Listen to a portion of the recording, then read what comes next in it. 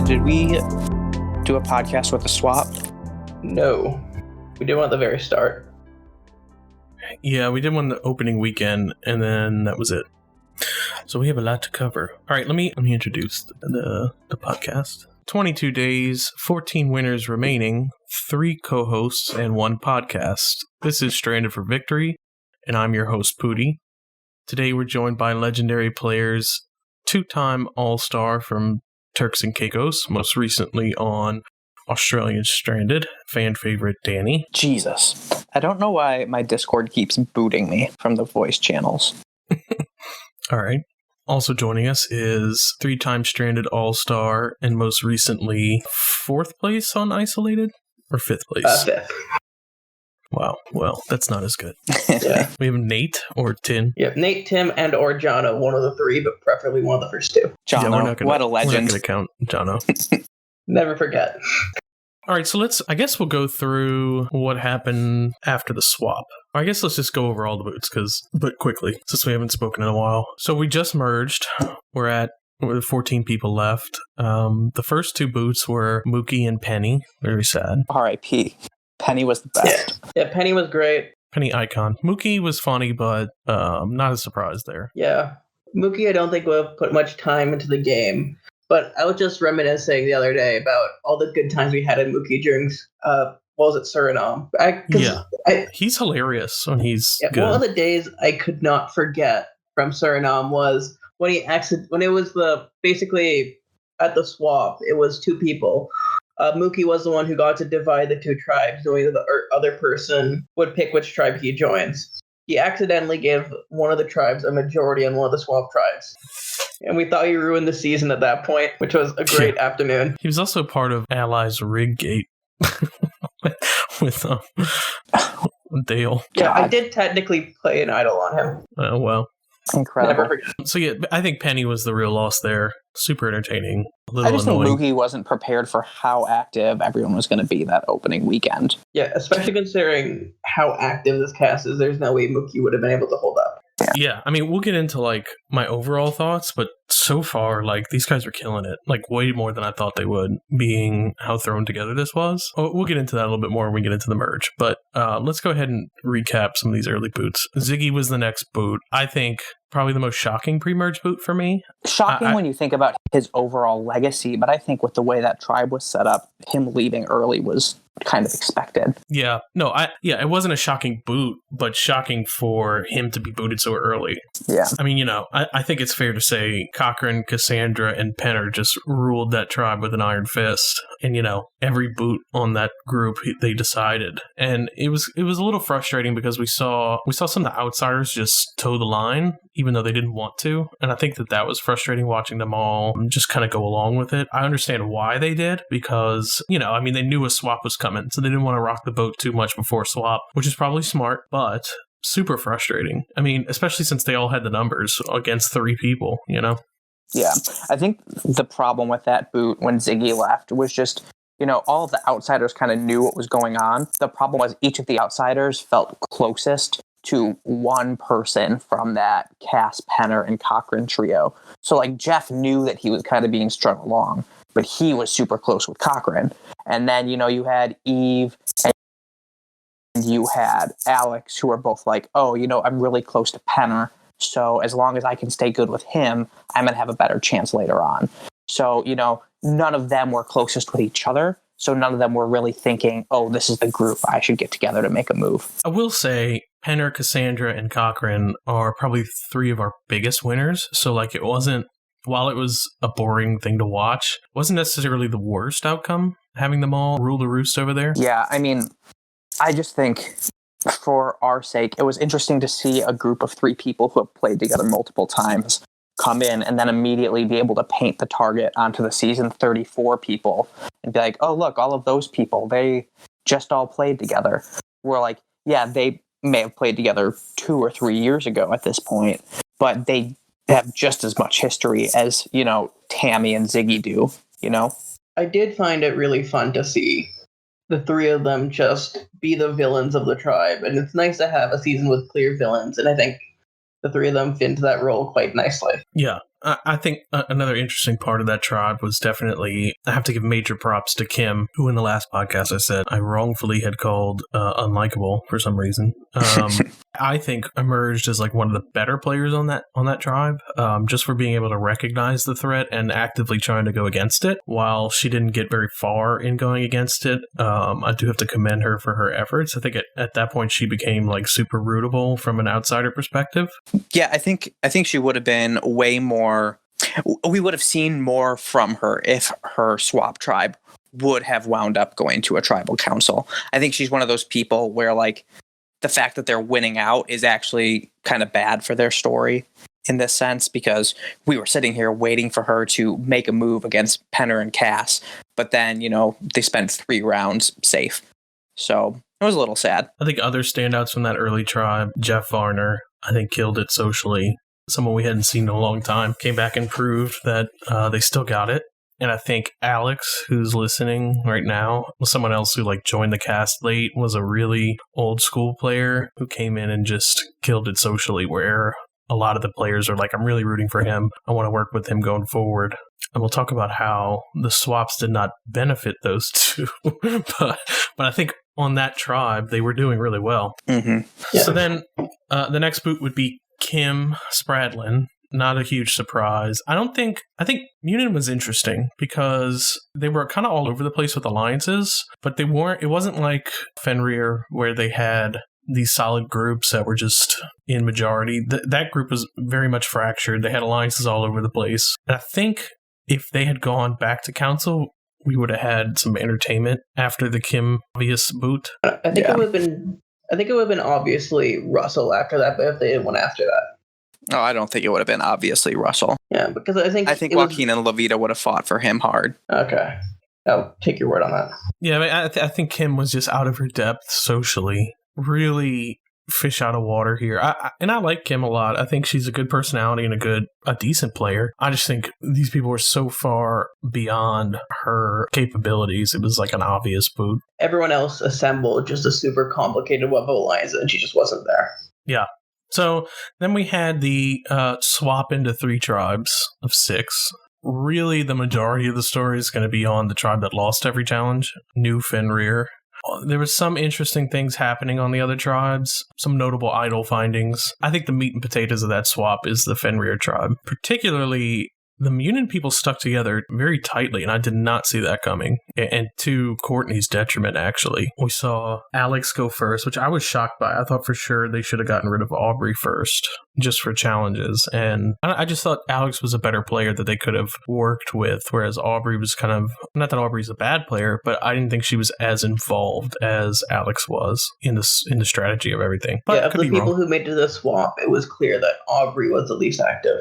Yes. That being said, I do think they bonded with Aubrey a lot in that short amount of time. And I genuinely think that when they're booting people, it's actually hard for these people because there's so many active and good players left. Like I think Cataly and Courtney and Stephanie, they were all really genuine when they were saying like, oh, I really feel bad having to boot this person. Which is not something that normally happens, but I think this season everyone is so active and such a good player that it's almost like you probably feel bad booting them, but also that it's like a significant boot each time. Yeah, like I think Penner had a confessional, I would say a day or two ago, where he mentioned that partially due to basically the times right now, where everyone's not really socializing, this is the majority of each person's social interaction, and this is how one of the few things in life which has a forward momentum at this point. And because of that, everyone's just becoming so much closer than they would otherwise be. Yeah, it's interesting. We'll get into it when we talk about the merge, but Melinda's latest video confessional was pretty awesome in explaining what everyone's mindset is. And I feel like everyone feels that way about this season, including me and everyone watching, I think. And that's that it's pretty rare that you have a game so active, but it's also rare that you have a game full of players that are this good. I mean, even all-stars or all-stranded, usually, there's a fair amount of wild cards or people who are just playing for entertainment, whereas here, I really think everyone's being genuine and playing very aggressively, and that's something that I don't think I've seen very often in games that I've hosted. I don't think I've ever seen it, frankly. Yeah.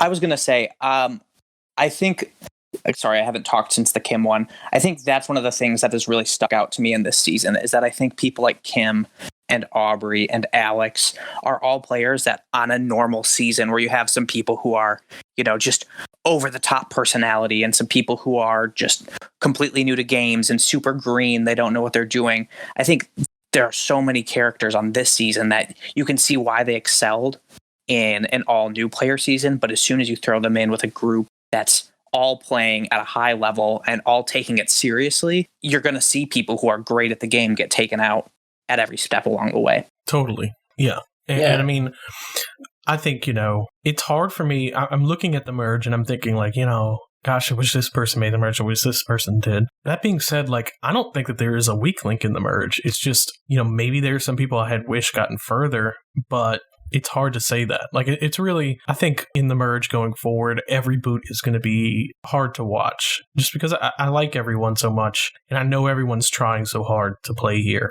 that it's going to be an interesting finish to this game, I think. Let's go ahead and talk about the next boot, which was Cochrane after Aubrey. That boot was kind of crazy on the Yormagun tribe. That's how it's pronounced. That was easily the most entertaining tribal of the entire game so far. Yeah, I think when we saw the initial tribal divisions, it was very clear. You had, we're pretty sure the OG purple girls were going to stay hard on all. We're going to stick together on purple. It was going to be a 3-3 with maybe Kim flipping on purple. But with the blue tribe, it could have happened anyway. Right. Well, and they all have, of all the tribes, that one had the most pre-existing relationships with Russell, Joaquin, Tammy, and Cochrane, and really Eve too. But they were all kind of, I was interested to see how it would go. If they would forego their new tribes and kind of blend back into, hey, I've played with you before, we got far together last time, or the opposite of that, where, hey, you got far last time, I want to take you out now, I do think it kind of stuck to tribal lines a little bit. Fortunately for Walk and Russell, Joaquin found the idol and Russell got individual immunity. I was actually kind of shocked that Cochrane was the boot. I think had that not happened, Cochrane still would have gone home. You think he would have gone without the prisoner's dilemma and an idol? Yes, I think Tammy was going to take him out regardless.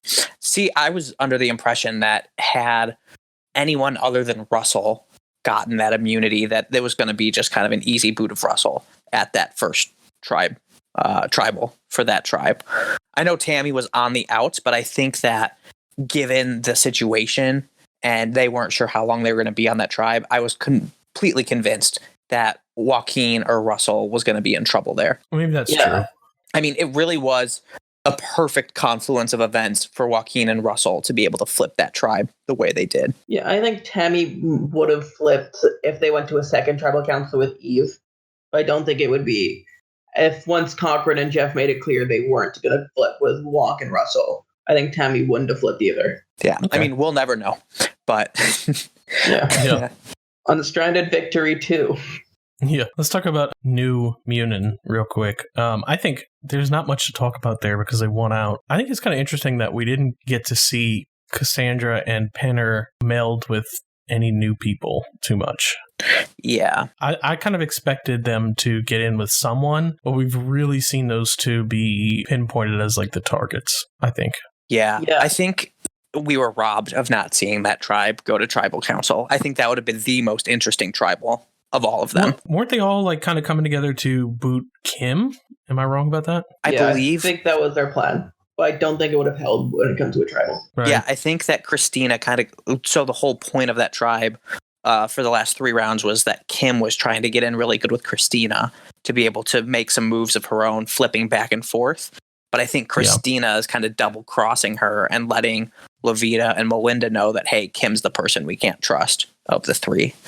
I think Melinda and Levita are the story of the season for me. Like, their bond is incredible to me because they've never met each other, and they're both connected to a lot of different people in the cast, yet they are 100% in lockstep with each other to the point of like fighting an idol together, blindsiding the other tribe together. I think that is a very powerful pair going into the merge. And really, that's the story of New Munin to me, was purely Melinda and Levita's, really their ruling of that tribe. Yeah. Yeah, and not to make this too wholesome, but how much I think everyone on that tribe genuinely liked each other.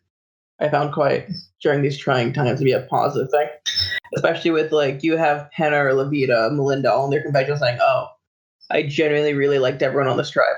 I think you're right. I think given the times that we're in, that's making people a little bit more bonded. And I think something like this is pure nostalgia, especially for people like Melinda and myself, because we get to see these people that we knew 10 years ago that we haven't seen. Yeah. And that's emotional in itself, because 10 years ago we were different people. You know, I was 20 years old in college. Now I'm 30. Same thing with Melinda. Yeah, and in Melinda's case, maybe even more than know them. Maybe what? Maybe a little bit more than just knowing them. We'll get into that. God. Well, what I was also going to say is that, like, in order to be a winner in one of these games, I think you need to be generally likable. I don't think there are very many people that are going to win a game being unlikable. So I think that there's an inherent level with all of these people of just being someone that you can get along with on a tribe. Going into this is that, the quintessential Survivor winner is someone who's extremely social, but also under the radar. I mean, you can almost pinpoint, I can, from having seen so many seasons of the show, but also online games, who's more likely to win just by, it's always that player that's not the biggest threat, a little under the radar, but super social. And so this season, we're seeing probably some of our most social players. I mean, certainly if you're looking at Penner, Val, Levita, Melinda, Tammy, all these guys, Jeff, are known for their social game and just being super likable. So when you get all these guys together, I can imagine them creating a lot of genuine bonds, and also that being difficult when they have to vote each other off. Yeah. So then let's talk about the last tribal council before the merge, where Fenrir has voted off the two original Fenrirs, and it's just left with all original Munin. And finally, the girls have to turn on each other. I was so pissed off. I mean, I know I shouldn't be, but of course I am, because I've known Courtney the longest, and I wanted to see her succeed again. So Courtney gets blindsided, essentially, by Cataly and Stephanie. I would say Val, but more so those two decided, and Val kind of went along with it. What do we think about that? I wasn't surprised that it wound up being Courtney, only because for the rounds before, Cataly had kind of started to subtly throw Courtney under the bus to both Val and to Stephanie. And even so much as the round where Aubrey went home, Stephanie and Cataly had talked about blindsiding Courtney if she hadn't been immune. So I think it was sad, but once we got to that point, it was kind of a done deal. I think Courtney was the odd man out in that group. And I think for me, I was more so, as much as I wanted to see Courtney make the merge, I also am afraid of Stephanie and Cataly's bond, because I know that Stephanie's a challenge and idle beast. And I also know that she can be a little boring. So for me, I'm afraid she steamrolls and makes it to the end, having won a bunch of immunities, and is just generally boring. So, the prospect of her going pre-merge and saving Courtney was incredibly enticing for me. I hope that's not the case. Like, I really hope Stephanie can kind of find at least some story here. It's certainly going to be hard for her to just coast and hide in this cast. But there is the fear that, like, a lot of these people know each other for a very long time from Orgy, and I don't think anyone outside of that group really knows about that. So, like, there's the fear that those people just come together and steamroll, Yeah, but I mean, that's also any all-star season you put together. You have to take the good relationships that you stand. Like, you love the fact that Joaquin and Levita were working together. You love the fact that Melinda and Levita have met and gotten together, but then you also have to take the bad relationships with it as well. So, like, I mean, as much as Penner and Cassandra kind of taking control of Fenrir was annoying, because that they've played together 3 times, like every season they've played stranded together. You're like, oh, like, why don't people see it? But at the same time, they ran that tribe, and you're like, okay, like, they make for a good villain. They make for a good story. So, and I mean, if you're looking at this merge tribe, I think now we can get into this. This is an incredible group of players, and certainly I think I would say we're lucky to have all these people make the merge, because there's almost no dead space for boring gameplay. Like, every move is going to have to be against a really good player. Yeah. Particularly, I'm excited that Jeff, Penner, Cassandra, Cataly, Levita, and Melinda all made the merge, but then there's like Joaquin, Tam. I mean, there's like no weak links here, and I think that is going to be super interesting. I can't imagine a boot being easy. Simple. Yeah. I mean, it just can't, because everyone is connected too, and I know connected is like the word of the season. That's probably getting on everyone's nerves. Like Courtney infamously said, like, if I have to hear that fucking word one more time. But, I mean, it's unavoidable because these people are connected because they've all played with each other, or they're friends, or in some case they fucked outside of this outside of this game. Not naming any names. Which, if we could talk about it, I thought they were kidding when I saw it initially. I did too. And then when he blogged about it, I mean, we can talk about it because he made a video confessional about it, right? Like, I know it's it's personal, but they kind of put it out there, right? They'll see it when they go back and watch in the future. Yeah, it's not like we're saying real names or anything. Yeah. So we found out after an awkward meeting in the merge, I think the message was, I believe you've been inside of me. From Melinda to Eve. Certainly something wild that I never thought I'd see on Stranded. Not to mention one of our most epic winter seasons. Apparently 2 of our winners have fucked before, so here we are. 2020, yeah. What a ride. Good for them. All ORG series need to last as long until 2 winners are fucked. Yeah. Anyway, so this is fucking crazy. I also do like that they're debating over what holiday it was. Yeah, like they were clearly. It's not a debate over whether or not it happened. Was it the 4th of July or was it St. Patrick's Day? It was in 2013, 2014. And how fucking lit do you have to be to not remember when you fuck someone? Anyway, we've gone way too far into detail. Getting back into the game, I guess we'll start with Melinda. Fuck it. Really, we got an awesome video confessional from Melinda where, she goes into the latest of many awesome confessionals where she talks about, her history with gaming, depression, being closeted for the first, when she started orgs, fast forward 10 years to now where she's living a different life. Super endearing. And really, most people don't know this, but Melinda, when she started Stranded, was known as Melindud because she was constantly the final 3 GOAT that was viewed as like super boring and just kind of under the radar, floating to the end, I guess. Which I think couldn't be further from the truth. Really, I think it's super effective strategy. Furthest from the truth.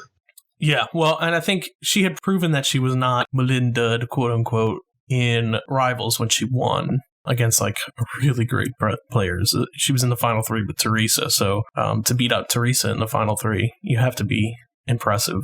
And she came back in Australian Stranded just wanting to prove that she's not boring, I think.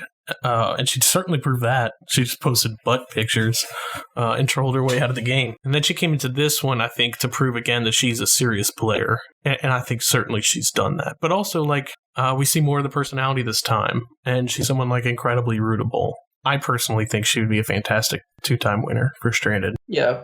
Melinda is not just the hero of the season, but also probably the best positioned at the moment. And I think she cares the most. Like, of all the people here, outside of, I think everybody cares a lot this season, but I really think it means a lot to Melinda to do well here. I would say Melinda and Levita, and that's probably why they're doing, the best here. They really care about doing well. Let's talk about Levita a little bit. I think we knew Levita was going to kill it on her second time. I did not expect her to kill it this much. I thought, after she was voted most popular on the tribe, I thought for sure she'd be taken out quickly in a swap. I think luckily for her, she was able to win out. And I think has been able to kind of go back under the radar. I don't know how long that will last, but socially, she certainly killed it. I can't imagine her making final 3 just because I think she's going to be too obvious of a threat. But we'll see. If anyone could do it, it's probably Levita, The circumstances that would need to happen for Levita to make the final 3 would be everybody just ignoring the fact that they've been saying since the beginning that they recognize her threat level. And just being like, I love her so much, I want her to win this. Which is crazy because this is her second game ever. So, and some of these people have played a million games. You would think for sure Levita would be able to be under the radar, but she's so good and so brilliant. I mean, even Melinda was like, man, this person is really smart, noticeably smart. And I think that that's the thing is like when you get to know Levita, you know she's a brilliant player socially, strategically, and everything. So it's I also incredible. think it's telling for an entire cast of good players that they can pick out the person that they see the person that they're falling in love with as they're playing the game. They go, oh, like I really like this person. They're really good. Yeah. And she's she's the only person here who hasn't played Stranded. I mean, really, she's played Isolated. If Levita wins, she's Stranded GOAT, even though it's her one season. Oh, yeah. I mean, it will be hard for anyone who wins this to not be called the GOAT, just by virtue of winning twice and winning against this cast. I mean, this is a great group of players. Certainly, if you can make it through this bunch, you're doing something right, Yeah, it would need to be a very special Drew Bergen-esque scenario for that not to be the case. Right. Let's talk about Cataly here. I'm so glad Cataly made the merge. I've been waiting for Cataly to return for a long time, but also to not get like an early boot for a very long time. I think Cataly's poised to go very deep here. I think so as well. We watched her on that new Fenrir tribe really kind of take over. That first weekend and the first couple rounds on their starting tribes, it seemed like she was a little bit out of it, wasn't around as much as some of the other people. But that new Fenrir tribe with Stephanie and with Val and with Courtney, she's really stepped it up and really become a key player, I think, for the merge. Yeah, she was everyone's one on that tribe, which I think is a really good skill to have. I forget how likable she is because, her character is usually the villainess. She likes a little bit of the attention. So you forget just how good she is until you see her in action and you remember, oh, okay, this is why she's won so many games. This is why she's so likable and respected in the community. Really just a good player, but also really likable too. Super likable, So, and we're finding that with all of our winners, but really in the case of Cataly, you could see why, Yeah. Christina. She was a sleeper for me. I was going into that swap tribe being like, Christina, like I could see her go, take her or leave her. And she has impressed me so much over the last week. She's really solidified in with Levita, in with Melinda. She has great things going with Kim and a couple other players from New Munin. She's playing great. I really like her. Christina's someone who definitely has the chops to go very far in this, if not win, especially because she's connected to a lot of people, but not to the level of it being obvious. Like, I think, Cataly's super connected, but everyone knows that. So she's going to be a huge threat at some point. Christina's not that way, at least not now. So I think the deeper she gets, the more threatening she'll become. But as of right now, like, I don't think she's on anyone's radar.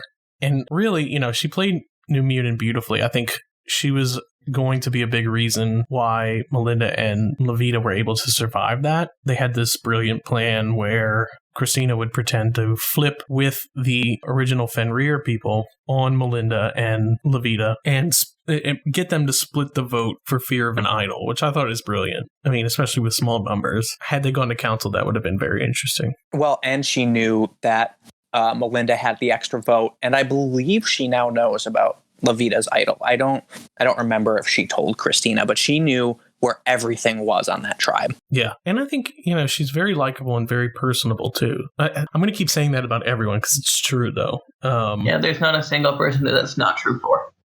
Right. And it's crazy because, usually I would say that and each one of these people would be a standout in their season. And they were. But here it's hard to find the standout because everyone is playing so well. Let's move on to Eve. Melinda's ex-fuck buddy. I apologize to Eve in advance for that. No, I think Eve is a great player. That's obvious. But also, I think she was I don't know if she was in a great position on Jormungand. Jormungand, yeah. I think is how you pronounce it. But she was not, I think she was like a swing vote. I think she was in a good position there because she was able to decide where she would want to go. Yeah, granted, the idol prevented that from happening. Yeah. Well, I was going to say, I think I could see her falling into that role a lot in the merge. Whether that makes her a threat or makes her someone that is forgotten about, I'm not sure yet. Yeah. I was a little disappointed for Eve in that last vote because she made it clear to Joaquin and to Russell that she was willing to flip. And I think they were under the impression that she was just trying to fish for information from them. And you could see it afterwards. She went to her confessional and she was complaining about, she's like, I gave them every opportunity today to like get me in on a plan. I told them that I didn't feel like I was being included. And I think the fact that Tammy had gotten to them first and been like, oh, they're planting me and Eve against each other, I think it kind of prevented her from being able to make the move that she wanted to make, which was to try and get in with Russell and Joaquin, since she did kind of feel on the outs of the original tribe. So I think it was sad to watch that not pan out for her, but I agree with you. I see her being in that middle position in a lot of instances moving forward, especially if Munin, the original Munins, decide to take shots at each other moving forward. Well, there's a lot of interesting things going on. We see that same thing happen with Jeff, where they're super frustrated that they were not in the driver's seat. And I think in their original seasons, they're used to being in the driver's seat. So to be kind of pushed off to the side and not able to make the moves that they would like to is incredibly frustrating for good players. I'm wondering if now in the merge that they've gotten, they have a wide field to work with. I wonder if they're going to be able to make those moves or if they get shut out of these big alliances and just kind of picked off easily. I think that's going to be the question for players like Eve and Jeff. Yeah, I think that's my biggest worry with Eve now, because at this current moment, Eve has the least amount of players who will go out of their way to save her, with basically zero. Right. But on the other hand, I have a lot of faith in Eve to be able to get out of that situation. Well, and, that's the thing is, like, Eve was someone who was an old school gamer that came into Stranded, late in her career, like after she'd stopped playing and decided to play Stranded before she quit, and really dominated that season that she was in. And you could say the same for Jeff. Obviously, that was his first game, but he dominated his alliance, and that alliance pagonged the rest of the game. So these players are really used to being in control and are not in any control, so they're very frustrated. I wonder if that's going to cause them to do something drastic here. I'll be interested to find out. You'd love to see it, wouldn't you? Yes. How much would we love a rogue, Jeff, or Eve flipping on big power alliances? That's right. That would be incredible. I guess we'll move on to talking about we touched a little bit on Kim. How do we think Kim does in this merge? Do we think she goes to the Cataly orgy group, or she kind of plays the middle? I think it entirely depends on whether or not it gets out that Penner and Cass want her out. Because I think if that gets leaked by anybody, I think Kim flips over to the orgy group, no question, and becomes a solid number for them. Here's what my fear is. I'm afraid that Penner, Cass, and let's say Russell are all taken out immediately. Where does that leave the rest of the players in this game? You have to think Cataly just steamrolls, right? Yeah, if anyone has steamroll equity right now, it is Cataly. And that's how she won her season, really. She steamrolled with a couple of her friends. It was super entertaining to watch. So, I have no doubt it would be entertaining here, too. But we do love unpredictable finals. My only question would be with Cataly is, she's a big name. People know who she is. I wonder if she's one of those people that can get a group of 4 or 5 together and that those 4 or 5 dominate the merge. But then it gets to 5 and all of them look and they go, oh, well, Cataly's easily the biggest threat of all of us. We're just going to knock her out here. And then it's, her 4 buddies in the finals, Yeah, that's the fear. That being said, that's not how her season went. She did run a group of 4 that included Brenda and some of our best players, but she was able to make that final 3 and one-handedly. So it's hard to say. I don't think it will be a straight orgy alliance that dominates. I do think there's going to be some fracturing, especially because they're all good, and I'm sure they've all lost to one another. So, you don't want to just go to the end with someone that you're going to lose to, or someone that has fucked you over before. It's kind of like this is a game. So certainly I think players like Tammy will not have a problem turning on Cataly before she can turn on her, And I think Tammy's interesting because she knows everyone. She should be the obvious target here, and she's not. I don't think anyone's willing to take her out just yet. What do we think about Tammy's chances of winning? I think Tammy's chances depend entirely on these first 2 rounds. If she can get in and really solidify her alliance with Russell and Joaquin, who will then kind of get her in more with, say, Melinda and Levita, if she can start crossing over to the bonds through the people she aligned with on Jormungand, or however you pronounce it, I think then she stands a great chance of going far. But if she gets dropped here by Russell and by Joaquin, I don't see really any path for her to make it super far unless she just starts from scratch. Yeah, it's how well she's able to weave herself into the web of the Purple Alliance. I actually think Tammy is the key to a steamroll not happening here, because I think the obvious early targets are going to be Joaquin, Cassandra, and Russell. And I think Tammy will recognize that and want to keep some of them around a little bit longer before someone like a Stephanie or Christina or Cataly can steamroll. And I think Tammy's the only person here that understands everyone's dynamics. Like, she's deep in Orgy, she's deep in All Stranded, she's played in every era of Stranded, so I think she's the key to this being a topsy-turvy merge. I could see that. I guess my thing is I personally don't see the same first threats as you because of how large the merge is. I think the first threats are going to be people like Penner, people like Cass or Jeff, just people who are the least connected to the Munin majority. That's fair. I do think Penner, while he's a big threat, he's got some magic, man. People just like him so much that I can't see them wanting him to go super early. Or if it's down, if it's between him and someone else, like a Russell, I think he wins out just because people like him more, frankly. Yeah. I mean, we'll see. That was why I didn't think that she was necessarily set up for as deep of a run. Right. Let's talk a little bit about Val. We just saw Val get steamrolled into voting out Courtney. I don't think a decision that she wanted to necessarily make. And we've seen Val get kind of pushed around a majority of the time in this game. And really, for me, she's fallen out of it. I think it's going to take a lot for Val to win this game. I think Val's biggest strength is that she's one of the most likable players. But in this cast, I don't think she's standing out like she normally does. I think that's going to hurt her. I think you need to stand out in this group to win. I think so as well. And I think she's another one where it really depends on whether or not she's able to jump back in with some of the people she was with before that swap. I think that swap tribe was terrible, the way it played out for her. But, I mean, she's somebody who has a very close relationship with Joaquin. She was close with Love and Melinda before they swapped. But I could see her latching on to Cataly and onto Stephanie, that group that they just voted with. And I think that's a bad run for her. Because Val is just not as... I know... How much did Val play on Orgy? Because I know she did immediately after Indonesia. I don't think a whole lot.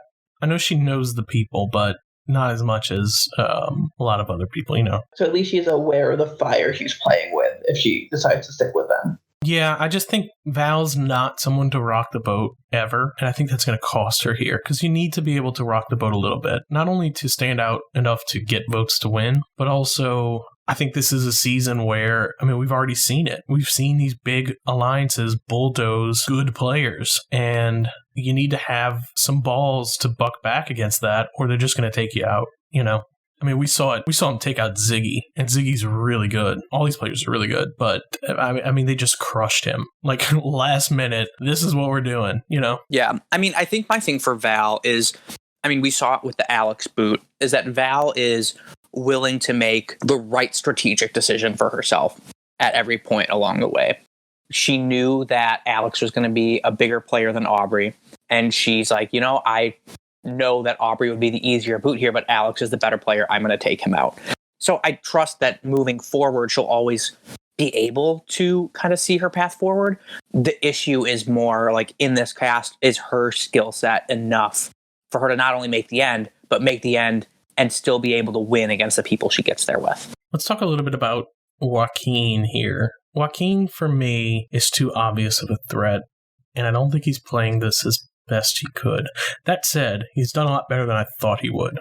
I see Joaquin being an easy early merge boot for a lot of people to just lump onto. To be fair, he got a bad hand at the swap and was set up after Russell won that immunity to be booted pre-merge, but then that idle play, it's flashier than maybe he wanted to be playing this early, but it was necessary for him to stay alive. Like, he was able to get it to a 3-3 split, but I don't see Tammy going to rocks pre-merge for the likes of Joaquin. So, I mean, it's an unfortunate circumstance that he's coming in here with an idle save under his belt already and kind of playing larger than he maybe would if he was trying to win again. But I think he's also coming into this very realistic about the fact that, he's here to have a good time. He's here to play and have fun. And if he doesn't win, he doesn't win. I don't know about you guys, but I'm looking at this roster. I have the website pulled up where they have the memory wall or whatever you want to call it, where it shows off players. There's this top row of the earlier winners. I see everyone on this bottom row where it's Penner, Val, Tammy, Cassandra, Russell, Levita, and Joaquin. I don't see them making endgame. I don't know why. I hope I'm wrong. I hope it's like a mix. But I really could see this top row sweeping the bottom row. I mean, I wouldn't be disappointed if that top row was our final 8. I'm not going to be disappointed regardless of what happens here, to be honest with you. Yeah. I'm looking at that top row on the memory wall, and I would be very interested to see how we got to a game with those 7 players left. I think with that, it is the orgy steamroll. Yeah. Well, I see that happening, to be honest with you. I'm going to be shocked if it's a mix beyond that, because I really think like Penner, Cassandra, Joaquin, Russell are like obvious targets that will probably get taken out early in this merge. I could be totally wrong. I hope I'm a little bit wrong. I'd like to see some variety in the boots. But then, I don't know, like you could totally see Penner sneaking through to the final 5, I don't know. Or any one of them, really. I hope it's a little bit chaotic. That's what I'm hoping for. Yeah, I could see, of the 4 you mentioned, Penner, Val, Russell, and Joaquin, I imagine that they're probably the most likely to be the next few boots, but I think after the final 12 or so, that's when they're a lot more able to fit underneath the radar. Right. And when the people who are the bigger threats become less threats just because everyone knows that they're threats, if that makes sense. No, I mean, that's true. And like an orgy alliance, there's no way that that's solid. Yeah, the way that, I imagine each one of those people has a different objective or someone else they need to save over someone else. I think they would be willing to go against their alliance on that. Yeah. Is there anyone we haven't talked about? I don't think we've talked about Russell. Yeah, we haven't talked about Russell. I think Russell's frustrating because when he plays, he's great. It's just he's almost like a last minute player where like he doesn't play majority of the day and then he pops on at the last minute and makes a big move, which is entertaining. But for me, it wouldn't be a huge loss. I've actually been enjoying him and the way he's been playing this season. I think that I agree with you. I think that there are some people who are on way more and are much more actively involved in what's going around. But I also think we've only been in the pre-merge so far. And I'm interested to see if he kind of starts to pick it up and be more actively involved with every boot as we move forward. I haven't seen him play a Survivor game past this point, because this is about the time that he went in Awe Stranded. So I'm interested to see how integral he is to the tribe. Russell's a chaos agent, chaos merchant, if you will. And that's always entertaining. His activities, especially in this season, where a lot of these people people like Val and Stephanie tend to go against. Yeah, the chaos they totally agent. Would like predictable, as long as it's not me, game styles that are safe. And, they're willing to make the moves to make sure that they have a safe route. Whereas someone like a Joaquin or a Russell are really open to the big, flashy, shake shit up moves. I'd say Russell. That's why I'm really glad that the two of them are together, that they're actively working together. Yeah, I think it's needed in a group like this, too. I don't know. It's one of those things where they could be easy boots, or they pull out an idol, they flip alliances. There's a lot of ways it can go. I think it's an uphill battle playing that way, but I'm here for it. I'm excited to see where they go. I'm really hoping that the two of them are able to find some footing in this merge and make, I think Joaquin in his confessional today is expecting like a 10th place finish. I would love to see them be able to make it even like final 8, final 7, final 6. Where you start to see the really big threats get taken out. And I'd love to see them make it that deep. Joaquin's original premise was he said he wants to make sure the threats are together long enough, to not get steamrolled out of the game like Winners at War went. It's kind of hard to do that here in this merge where everyone's a big threat. But what I would think for him now is going to be the biggest players, flashiest players of these 14, I think that would be for him. It's going to be Levita, maybe Tammy, Penner, Cassandra, and not necessarily targeting someone like Cataly because she's a big threat. We'll see. We'll see how this shakes out. I think that this is going to be this has to be one of our best merge games. I mean, it has, even if it's a steamroll, these people are so freaking good. I can't see anyone going out quietly, you know? Yeah. I think it's going to be a tough week. Yeah. This week's going to be another long week. Like, can you believe, like, the last podcast was only a week ago? It's crazy how much game has been played. It's an accelerated schedule. It does not feel accelerated at all. Like, it feels slow, actually. I was looking at, we thought Kuril Islands, the women's tribe, talked a whole lot that season. They've doubled it.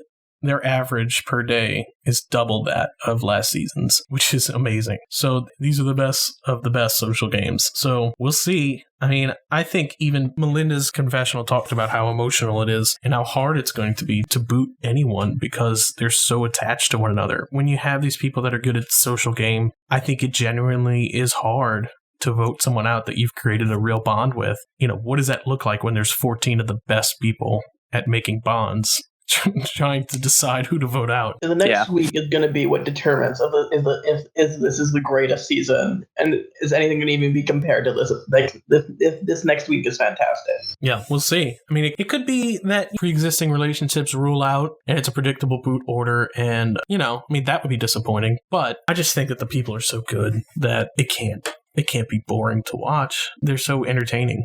Just by virtue of their strategy, Yeah, I'm excited. Nothing but excitement going into this merge. I think it being a large merge is great. I think we're about to see some serious finagling and strategy coming up. Yeah, if there's any season to have a 14-person merge, it's this. And I can say this is the jury, too. We're starting jury early, so there'll be an 11-person jury, which is very large, but I think it's appropriate. So, with that said, I think we know what we have to look forward to.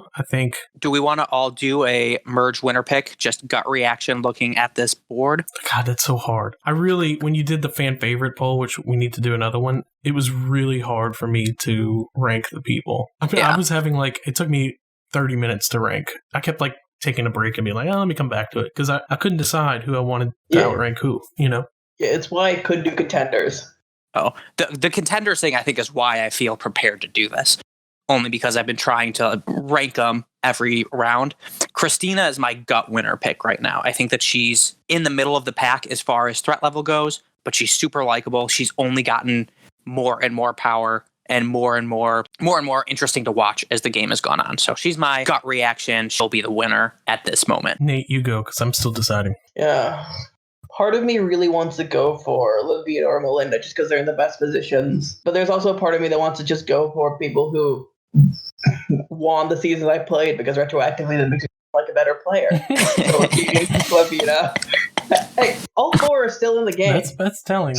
Joaquin, Lavita, Tammy, and Penner. And they're also, when we said biggest threats, we said those four as well. Don't forget. No. Yeah, you really need to beat me to prove you're the best. But yeah, I'm trying to think. There's a lot of people I could see how they get out. Yeah. If that makes sense. I'll go. I'm terrified of the Catalyst steamroll, so I don't want to say her. But I think that probably is likely to happen. Because I think now that I'm just envisioning how people get out, I see a lot of people protecting Catalyst.